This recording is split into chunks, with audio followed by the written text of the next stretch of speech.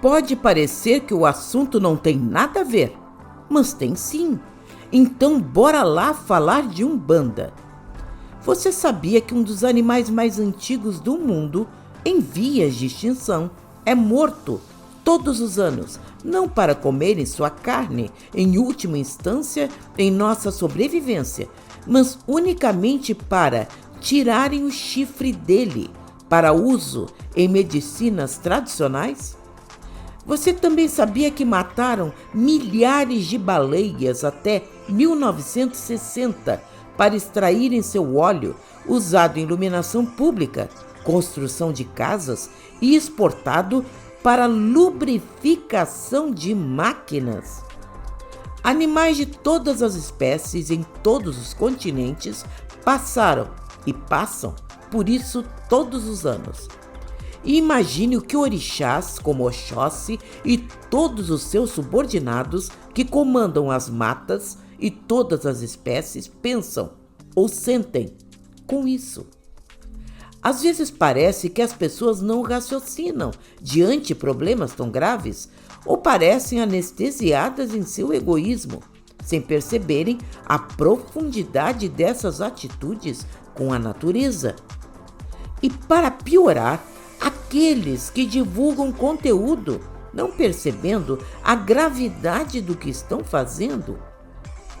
Não são um, nem dois, que por inocência ou até ignorância ensinam trabalhos feitos com certos materiais que nunca deveriam ser mencionados, como unhas, peles, dentes de certos animais, sugerindo que façamos trabalhos com eles, mas sem esclarecer de onde ou como conseguir esse material.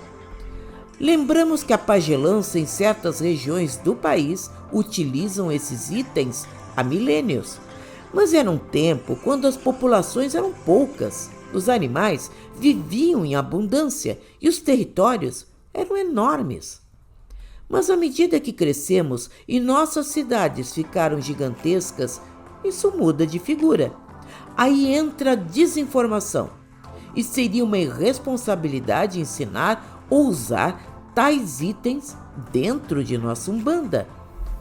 E o que fazer? De fato, para tudo há substitutos compatíveis em nossa religião. Basta estudar um pouquinho. Mas para isso, todo dirigente precisa ter um canal de comunicação com seus guias ou com a espiritualidade mais alta para obter um aconselhamento quando necessite. Será através de uma incorporação profunda, segura, onde eles chegarão com mais força. Será através de jogos divinatórios feitos com absoluta clareza. Em último caso, ter sacerdotes mais antigos ou experientes para servirem de médiuns ou até para algum outro aconselhamento. De qualquer modo, é vital e totalmente necessária essa comunicação. Parece óbvio, mas não é. Há muita coisa dentro da Umbanda em desuso ou com trocas por outros materiais mais acessíveis. Muitos dirigentes imaturos em sua mediunidade ou com sérias dúvidas quanto ao espiritual perdem-se nessas questões, abusando de energias intocáveis que a espiritualidade maior preserva com todo zelo. E se não bastasse, isso acaba virando um contra-axé para si, para as pessoas que o procuram ou até a todo o seu terreiro. E não saberá explicar por que o seu mundo, muitas vezes construído desse modo, vai começar a ruir. Isso é muito grave e precisa ser abordado com total sinceridade, que são as informações espalhadas sem qualquer filtro, sem qualquer responsabilidade por muitos por aí. Algumas pessoas ensinam sem nada avaliar, parecendo não se importar com nada, ou até se divertindo, promovendo a queda dos outros. Todos temos o dever de ensinar corretamente, levando mais a sério a nossa religião. Precisamos prever o resultado daquilo que fazemos em seu nome, já que ela lida com as energias mais sagradas da natureza e com todo o seu real fundamento. Eis porque costumamos apelar tanto para o bom senso de todos, que é justamente isso: pensar 2 vezes antes de sair fazendo, ensinando ou dizendo algo. Precisa haver a maturidade de seus médios e sacerdotes, que não significa exatamente idade, mas ser responsável, sabendo que lida com a sua e com a vida dos outros. E também esclarecemos que trabalho ou feitiço não vale igual a todo mundo, mas que cada caso exige a presença de um guia espiritual, nos informando das sutilezas que envolvem um problema.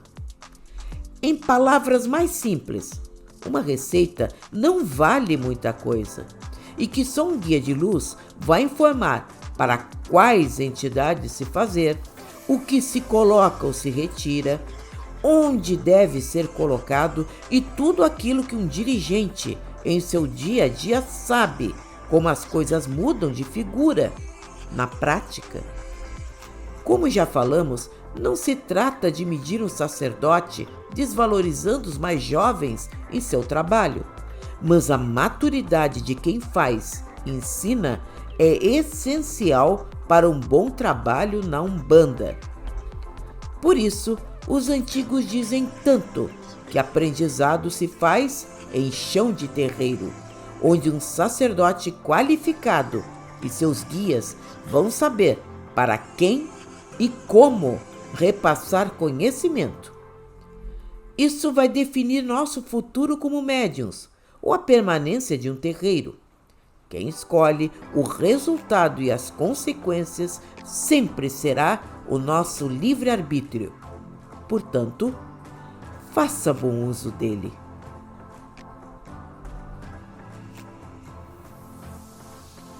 Gostou? Dê like e compartilhe em suas redes sociais. Toda semana um vídeo curtinho, feito com real fundamento, com carinho para você. Então, até a próxima!